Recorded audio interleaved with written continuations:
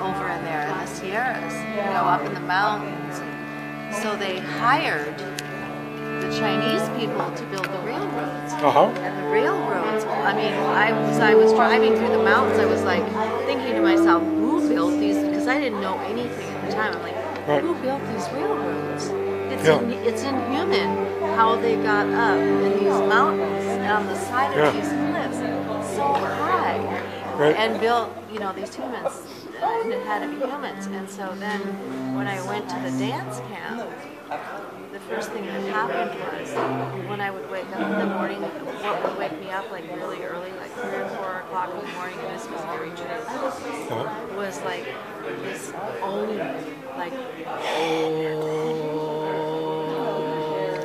and then it would turn into a train sound, and the train would be coming through. And it's really true. It was an old sound first, and then it was the train, and I knew nothing.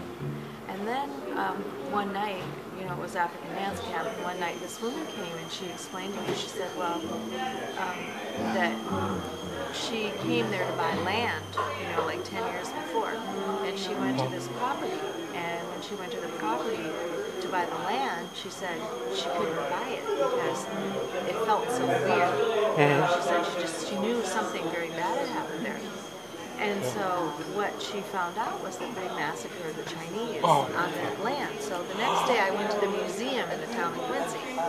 And when I went to, because I thought I could find something. And so when I went to the museum, it was all American Indian and Americans and explorers and, people, homesteaders. And I found one book, and it was about the Chinese. About what? And it was written by an American woman, a white woman. Okay. And it explained all this stuff about how the Chinese came over to do the gold rush, and then they ended up hiring them to do they were the one that built the railroads. And after they built the railroads, they had these like shanty towns and villages, and that's why the Buddhist temples are there, because the Chinese that sent them over here, they built temples for them while they were here, and they're still there, and they're like museums now. They're really beautiful. Wow. But then after they built the railroad, they massacred them. They burned them in their little shanty village little places. So that was the Om. The Om? The Om, and then the train sound. It was like there's a lot of spirits down there. So a lot of these Buddhists helped put these spirits to rest? I don't know if they're still at rest. They're Oming. Okay. But it was just, I never knew. Okay. But the Chinese built the railroads. I'm filming you because of this carpet in back of you. Oh, yeah. And I had no idea. So we've got a song that's about that you're going to. There's a story. And we're featuring Misha up here, beautiful Misha on her cello. A Tibetan Lama spoke in front of this carpet 15 years ago.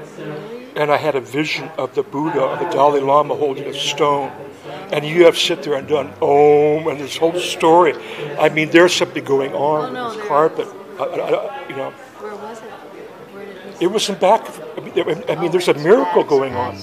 15 years ago, this Tibetan spoke over at the carpet place. Marilyn had me go. I remember that. Were you there? Yes, you were there. I might have been there, but I didn't hear it. But I was probably in there. I remember